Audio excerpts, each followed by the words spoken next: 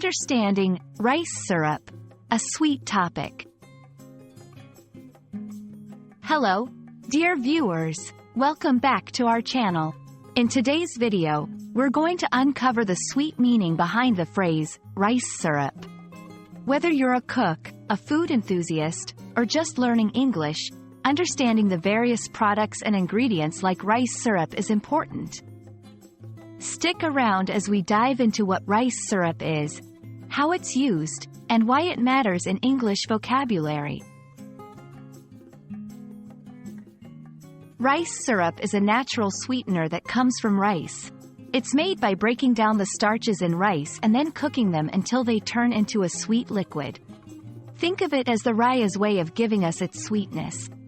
Unlike white sugar, rice syrup has a caramel-like flavor and is less sweet.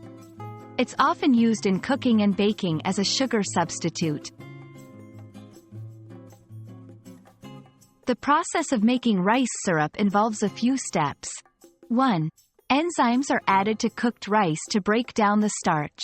2. The rice is cooked until it transforms into a thick, sticky syrup.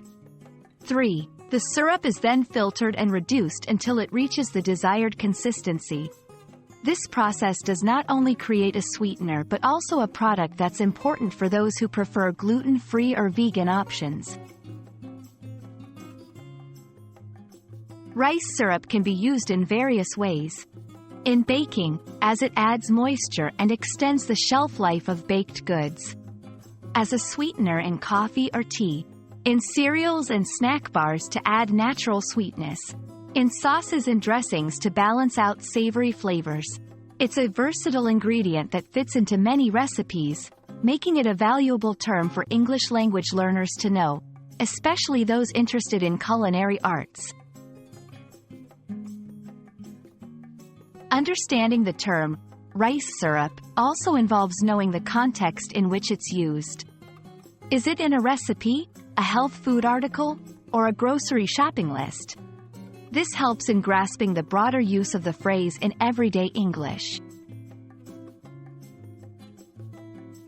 That's a wrap on our sweet journey exploring rice syrup. We hope this video has enriched your English vocabulary and perhaps even inspired you to try rice syrup in your next culinary creation. Remember, learning a language is like cooking. It gets better with practice and a little bit of sweetness.